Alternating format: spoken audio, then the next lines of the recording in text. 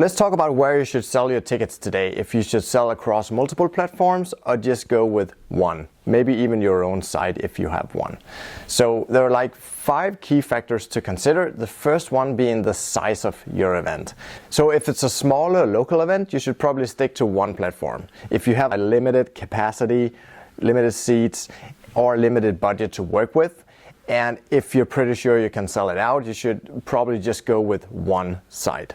But let's say we're talking about a bigger conference with unlimited seating and you have a lot of tickets you can sell, then of course you can expand the exposure by selling out on multiple platforms. But there are some problems and things to consider with this, because the second factor is whether you are a brand or you represent a brand. Or if you just want to create a consistent experience for the customer, you probably want to stick to one site, because different platforms have different user experiences and also different pricing, which means there are a lot of hidden fees, so the price the end user end up paying will vary across these platforms, and that doesn't really create a good consistent experience if you consider yourself to be a brand or if you want to become one. And if you plan on selling more than 5,000 tickets, you should most likely go with your own website and sell the tickets on your own site, because using a solution like ours at Venue Manager, there will be a lot of money to save, and also you will own the data yourself. You'll be able to email the customers.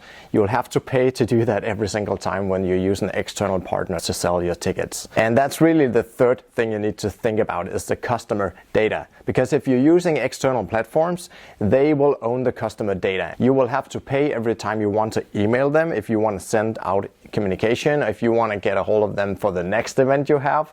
And also the whole analytics side of things will be a closed box to you, and you'll just not have access to that. And the next thing to consider is double bookings, because if you are selling your tickets across multiple platforms, you might have some double bookings. And this can be a problem if you have different zones of seating that you want to sell at different capacities, or if there are different ticket types, or also if you want to avoid problems with synchronizing all these data across multiple platforms, because you want to be able to close down the ticket sale once a section is sold out, or if a specific type of ticket is out of sale. And if you sell out every single ticket and you are using multiple platforms, that will typically cause some friction and some problems, because it takes a little time for these platforms to communicate back to you how many tickets they've sold, and it takes a little while before you shut it off, before they actually stop selling the tickets. So that can cause some problems and also, of course, impact the customer experience. So the last thing to consider here is if this is a one-off event,